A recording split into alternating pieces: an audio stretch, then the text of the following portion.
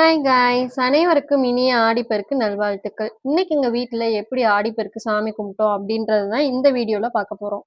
அதுக்கு முன்னாடி இந்த வீடியோக்கு ஒரு லைக் பண்ணிட்டு, மறக்காம நம்ம சேனல சப்ஸ்கிரைப் பண்ணிருங்க. இப்ப பார்த்தீங்கன்னா, சாமி கும்பிடுறதுக்கு எல்லாமே ரெடியா இருக்கு. தட்டுல என்னென்ன வச்சிருக்கோம்னு பார்த்தீங்கன்னா, 5 பழம் வச்சுட்டு, அதோட மஞ்சளும், உப்பும் வச்சிருக்கோம். எல்லாருமே ஆத்துல போய் கும்பிடுவாங்க. நாங்க சும்மா சிம்பிளா போர்கிட்டயே வச்சு வீட்லயே கும்பிட்டுருவோம். ஒரு செம்புல தண்ணி புடிச்சு வச்சு, அதுக்கப்புறம் காப்பரிசி, வாழைப்பழம், தேங்காய் உடைச்சு சாமி கும்பிட்டாச்சு. ஆடிப்பெருக்கு எதுக்கு கும்பிடுறாங்க அப்படின்னு பார்த்தீங்கன்னா, இந்த ஆடிப்பெருக்கு இயற்கைக்கு நன்றி சொல்லும் விதமாக தான் இந்த ஆடிப்பெருக்கு கொண்டாடப்படுகிறது.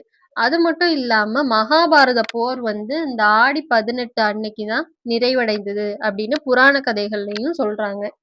எங்க வீட்ல நல்லபடியா சாமி கும்பிட்டு முடிச்சுட்டோம். உங்க வீட்ல எப்படி சாமி கும்பிட்டீங்கன்னு மறக்காம கமெண்ட்ல சொல்லுங்க. நல்லதே நினைப்போம், நல்லதே நடக்கட்டும். பாய்.